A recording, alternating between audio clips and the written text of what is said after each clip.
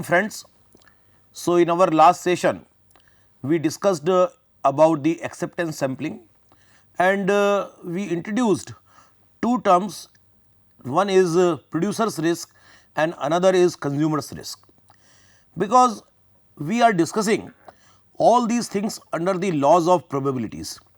So, whatever you are doing, there are chances of some errors. Now, if you are taking some sample, there are possibilities that some defective pieces may go into the hands of the customer, or it is also possible that some OK pieces may be declared as defective or rejected. So, that is producer and consumer's risk. Now, moving ahead, we need to discuss that how we can minimize the variations in our processes. Very time we have discussed that variations are natural phenomena and you cannot eliminate the variations. But can we minimize the variations? Yes, we can minimize the variations if we work on improving the process capabilities. If our processes are better capable, we can minimize the variation in our processes. And when we can minimize the variation in the process, we will give more satisfaction to our customer. Our cost of quality will also decrease. Our rejection rates will also decrease. So, in this particular session, we are going to discuss about process quality, and this discussion of process quality will lead to the discussion of another very important topic, that is Six Sigma. So, nowadays many of us, whenever we talk of quality or statistical quality control, we immediately jump to Six Sigma discussions, and there are special training programs only based on Six Sigma, and lot of research is happening across the globe on implementation of Six Sigma in the organizations, not only manufacturing but service organizations also. But before discussing the Six Sigma, before moving to that concept, it is important to understand what is process capability, how process capability is measured, what are the different types of issues related to process capability. Then only we can discuss Six Sigma with right inputs. So, let us start with the process capability discussion. In our discussions of quality control charts or in the acceptance sampling, we have discussed that we are taking some sample, whether it is a quality control chart. So, on a regular interval we take some sample of 4-5 items, we check the parameters of those samples, and based on that we continuously track the movement of those parameters. In acceptance sampling also, we take a sample and we test the quality of the sample, and if sample is fulfilling the required predefined level of acceptance, we are going to accept the sample, otherwise we are going to reject it. So, sampling distribution and process distribution are the first important thing which we need to understand. Now, some important points which are worth considering, worth you can say remembering with respect to sampling and process distributions are that both distributions have the same mean. Our process and sampling, both these distributions have same mean. Here if you see in this diagram, we have two shapes of the normal distribution curve. Now, one shape which is slightly widely scattered and another is narrowly scattered. So, this shape which is in the orange color, this is determining my process distribution, and shape which is in the light blue color, which is narrowly scattered around the mean value. This is the mean value. This is giving the sampling distribution. Both these distributions are normally distributed around the mean value, but their spread is different. The sampling distribution spread is low, the process distribution spread is wide, but mean is same. They both have same mean value. This is that mean value line. Variability of the sampling distribution is less, so it is narrowly spread, and this is widely spread. The sampling distribution is normal even if the process distribution is not normal. So, maybe the process distribution is not normal sometime, but sampling distribution is always normal. Here we are considering that for the sake of understanding that both these distributions are normal as per the given conditions.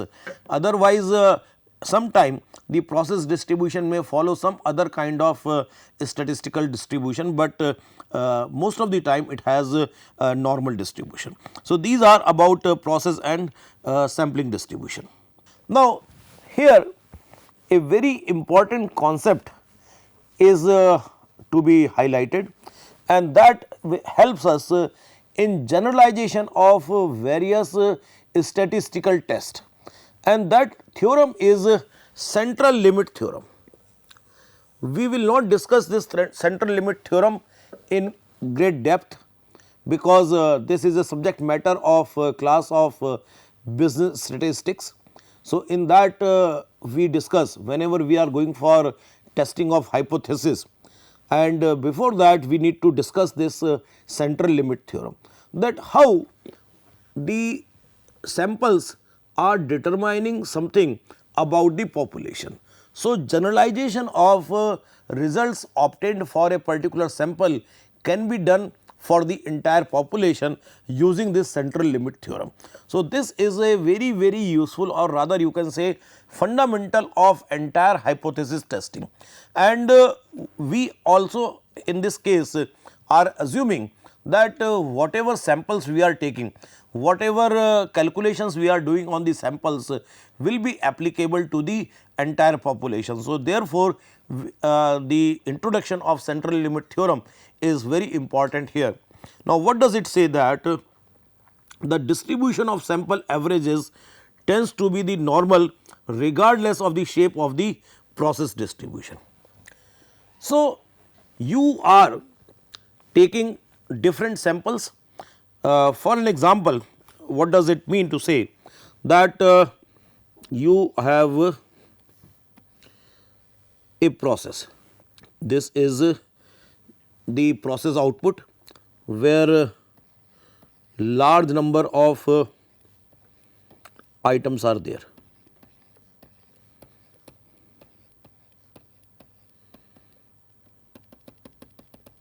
Etc.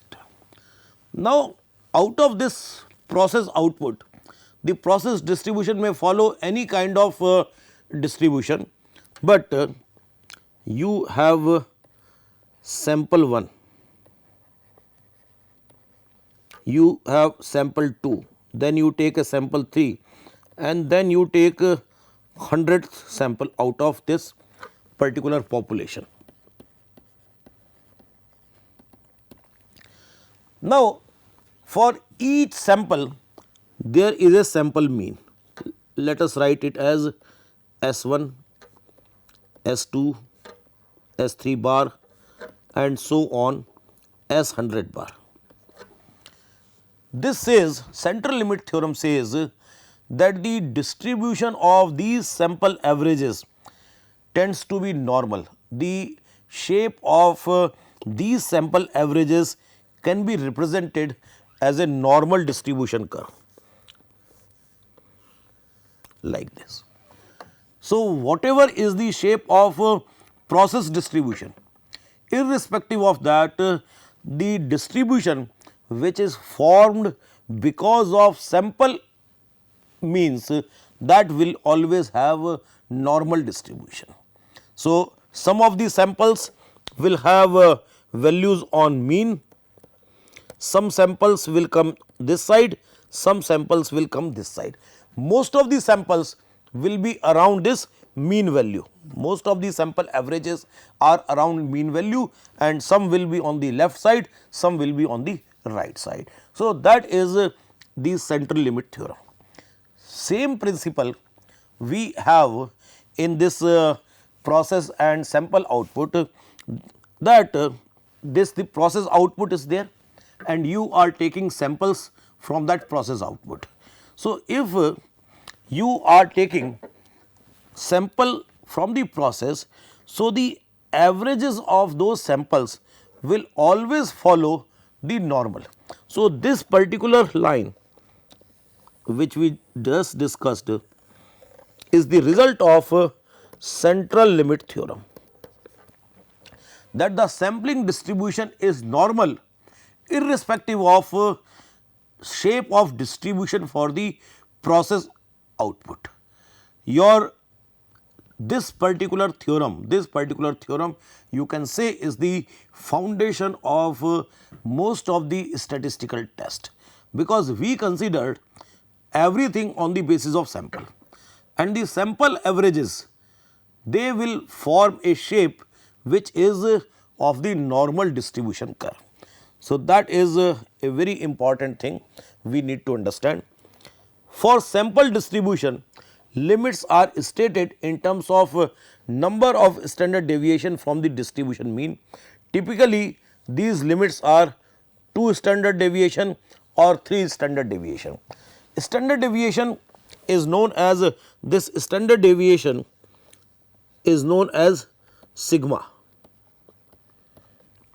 So, you say 2 sigma or 3 sigma, that is the. So, here if it is the mean value, so how much is your sample distribution varying around the mean value? So, that is either 2 sigma plus minus 2 sigma, this much, and this plus minus 2 sigma is covering the total area under normal distribution curve. Total area under normal curve is equals to 1 or 100%, that is the total area. Now, this total area is equally divided on both the sides of the mean value. So, 50% of the area is on the left side of the mean value and 50% area is on the right side of the mean value. Now, when I am saying the mean values of sample are distributed within plus minus 2 sigma, it means from minus 2 sigma to plus 2 sigma, these values are distributed, and this covers 95.44% area of the mean of the normal distribution curve. So, around 3.5% area which is beyond plus minus 2 sigma will not have any mean value of the samples. Similarly, in some other case I can say that the area which is covering all the means of samples, that is plus minus 3 sigma. So, the area under plus minus 3 sigma is 99.74. Please remember this value 99.74. We will be using this particular value again and again in our discussions. So, it is having a bigger area, and this is also added in this particular case. So, that is 2 sigma, and now I have added 1 sigma more on the either side of mean value. So, this becomes total 6 sigma and it is 99.74% area. So, only around 0.26% of area is beyond my Six Sigma limits. So, most of the area I have already covered. So, this is the usefulness of central limit theorem, that irrespective of, so the point which is to be remembered, that sample distribution and mean of those sample distribution will always follow a normal distribution curve. Whatever is the shape of process distribution, irrespective of that, the shape of means of sample distribution will always be actually the normal distribution. So, you please remember this theorem, and it will be used again and again, not only in our course of operations management, but in the courses of statistics and probabilities also. Now, the after understanding what is sample mean, what is the process mean, what is the central limit theorem, the other important concept which we need to know before we jump to Six Sigma, that is process capability analysis. The process capability analysis, that how capable, how much capable is your process, how much variation your process is producing.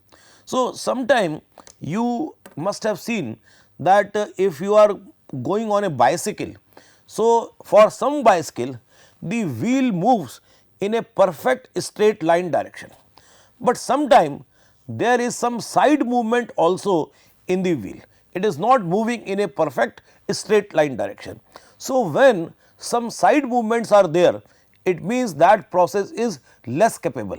When the wheel is moving in a perfect straight line direction, that means the process is more capable. So, how to identify that process is capable or less capable or more capable? For that purpose, process capability analysis is done.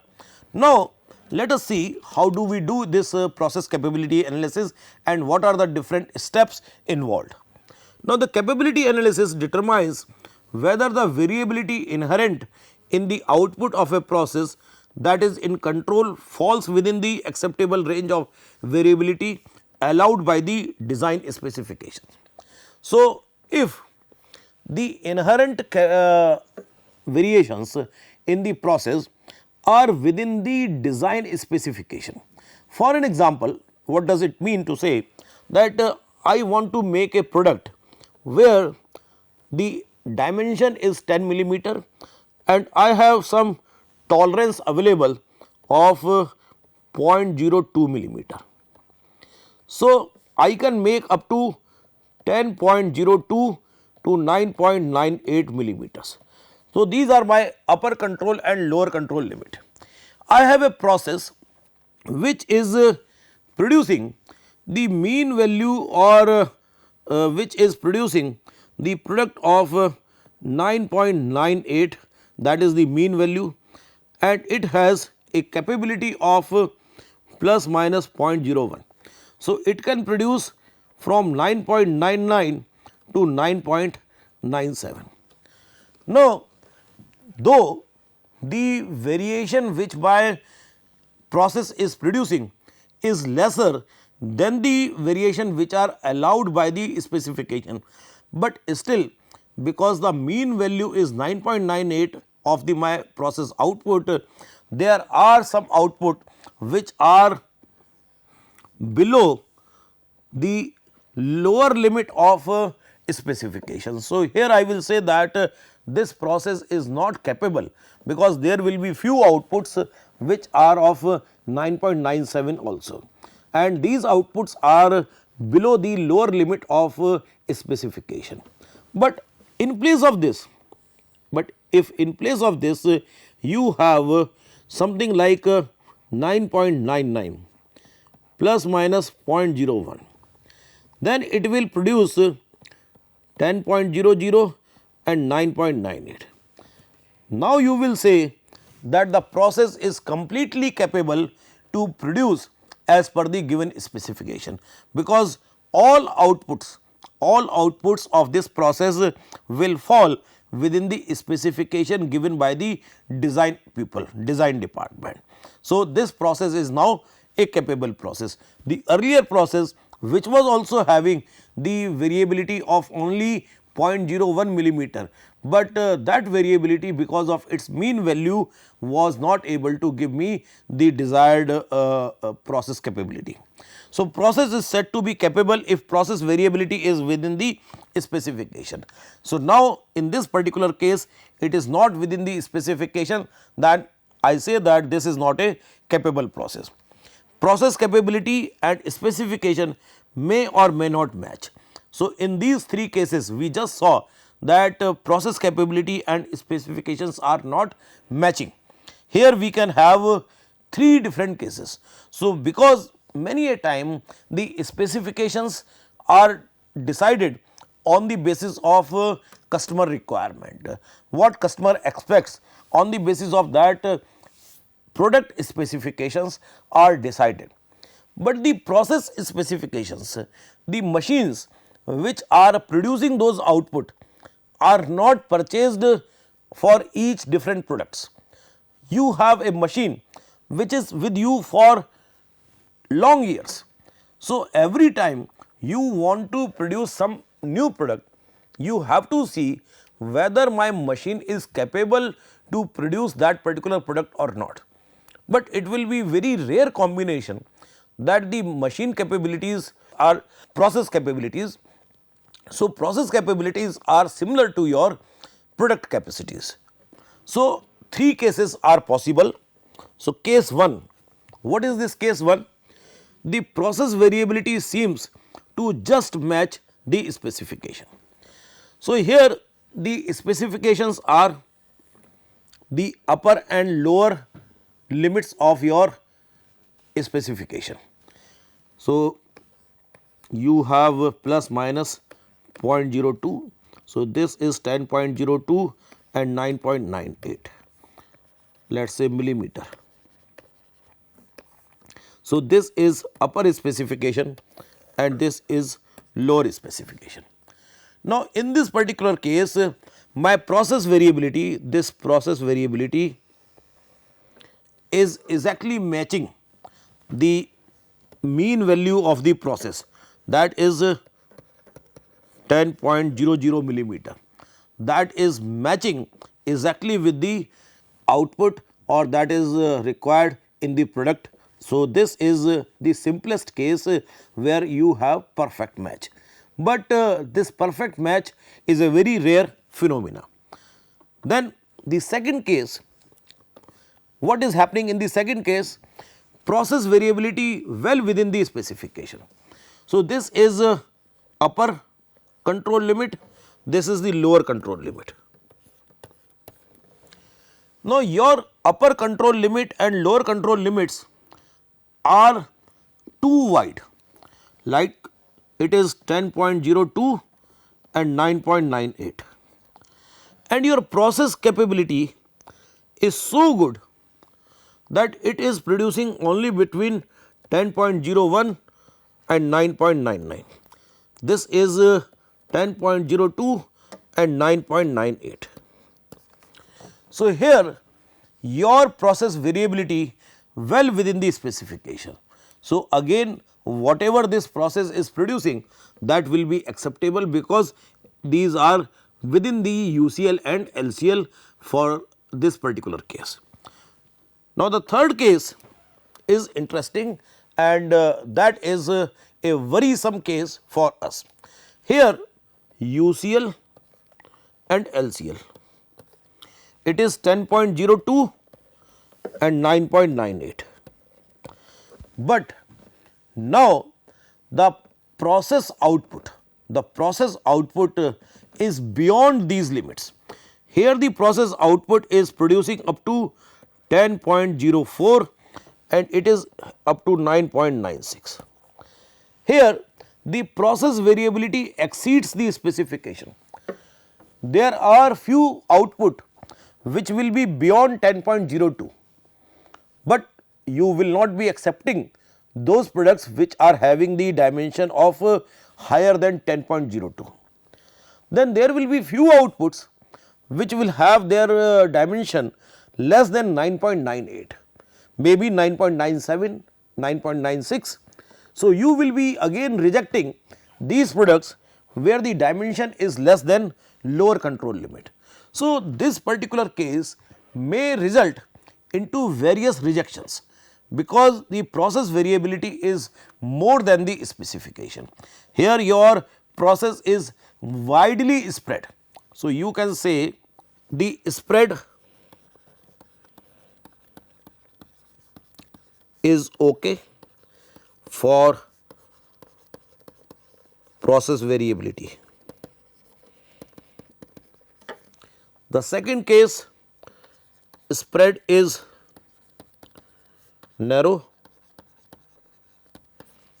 and therefore, it has a scope of increasing the variability in the process, so that you can have some kind of extra resources which you can take away from the process capability and put it to some other place. But this third case is a case of deep thinking. It is a case of giving you some stress that your process is less capable. Process is less capable, because here the variability is high.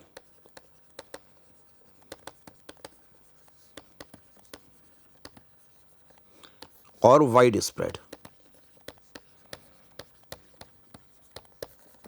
So, that is the third particular case, and based on these three we actually cannot do every time this kind of graphical representation. So, with the help of some numerical data we will try to see, we will try to understand the concept of process capability. And first let us see what are the possible solutions for case 3.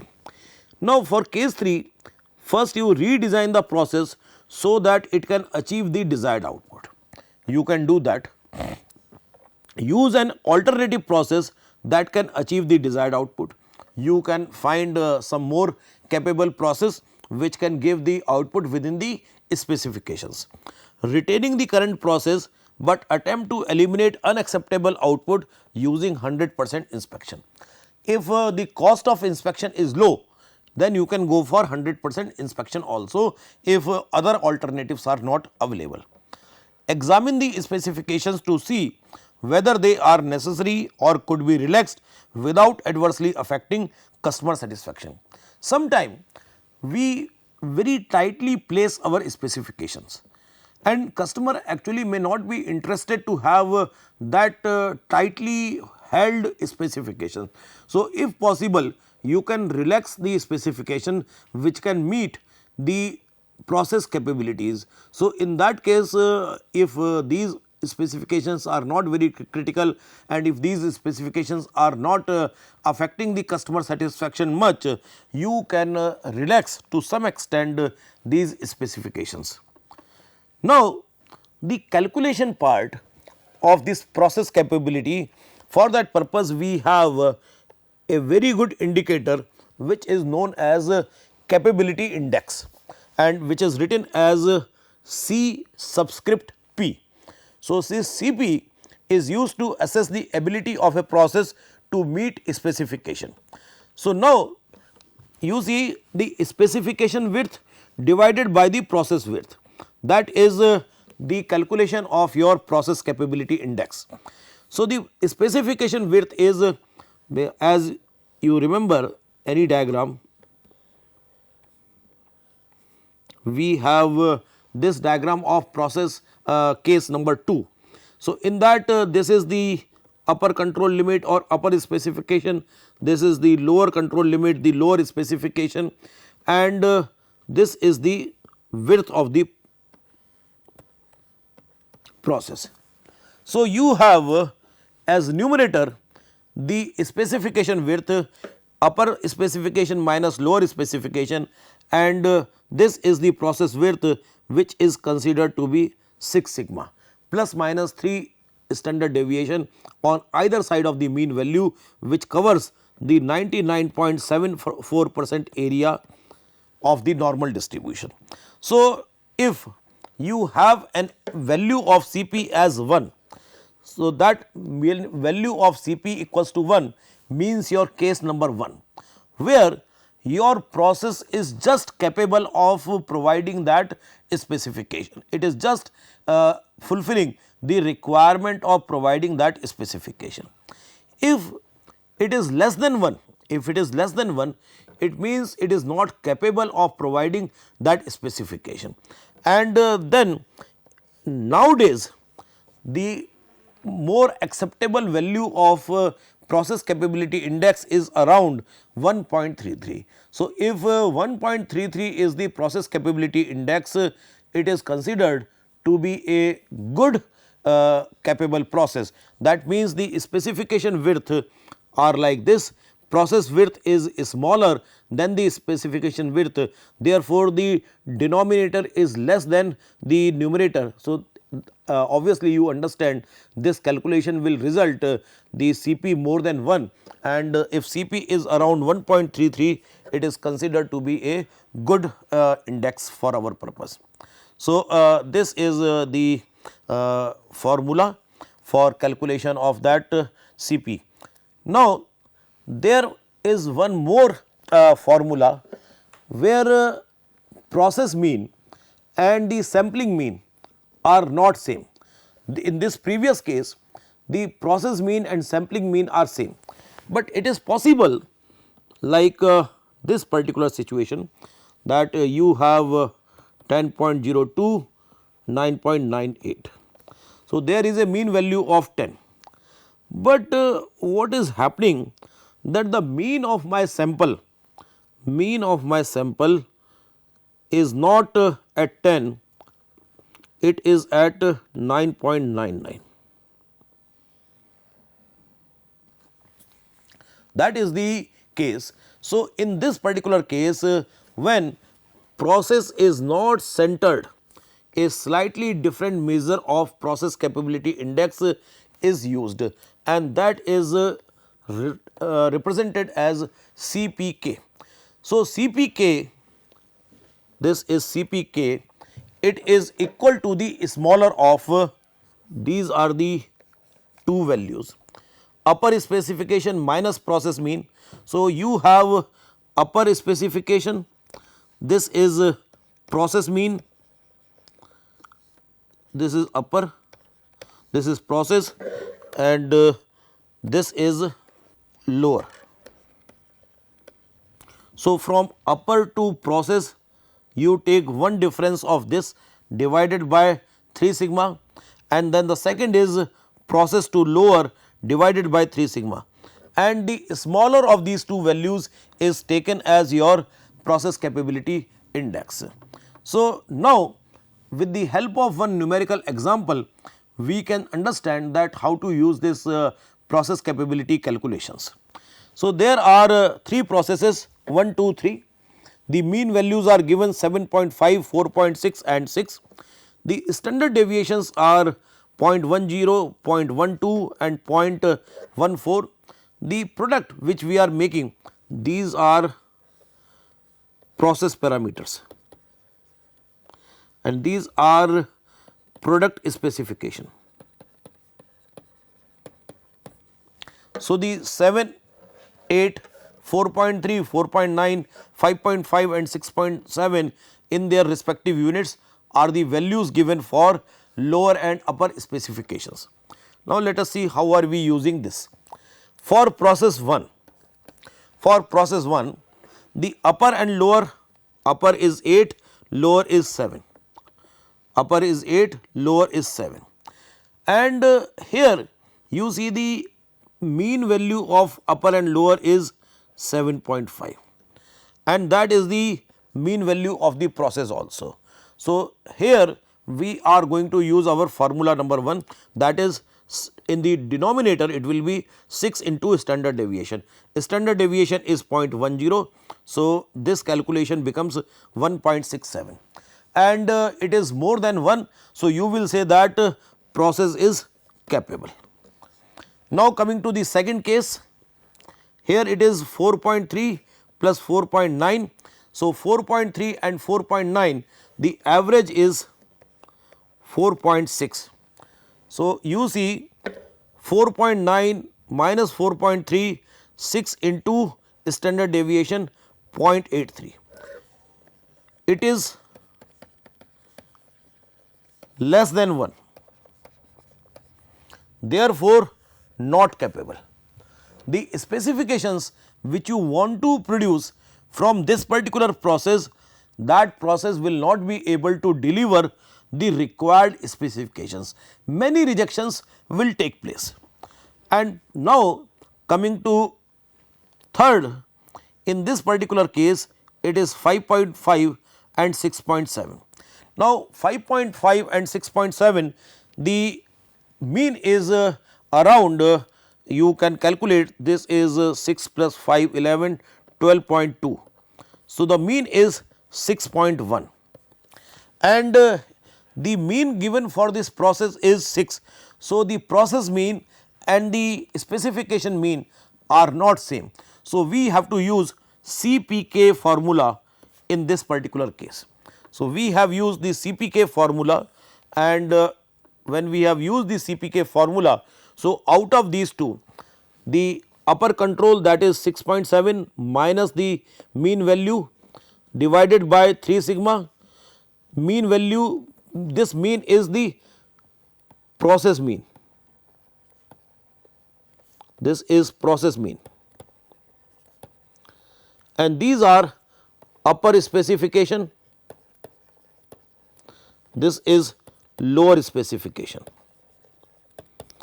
and you have calculated. So, you can see it can be written simply in this way, that is 6.7 minus 6 divided by 3 into 0.14 comma 6 minus 5.5 divided by 3 into 0.14.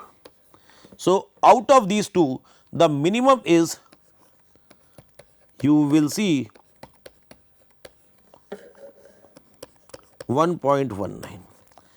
The minimum acceptable value should be more than 1.33, but it is coming to 1.19. So, we will say that process is not capable, process is not capable. So, with this we are now able to understand that how to handle different types of cases for process capability. If the value of process capability is 1, in the case when mean is matching the mean, both the means process and sample means are matching, it is a capable, though the desired value is 1.33.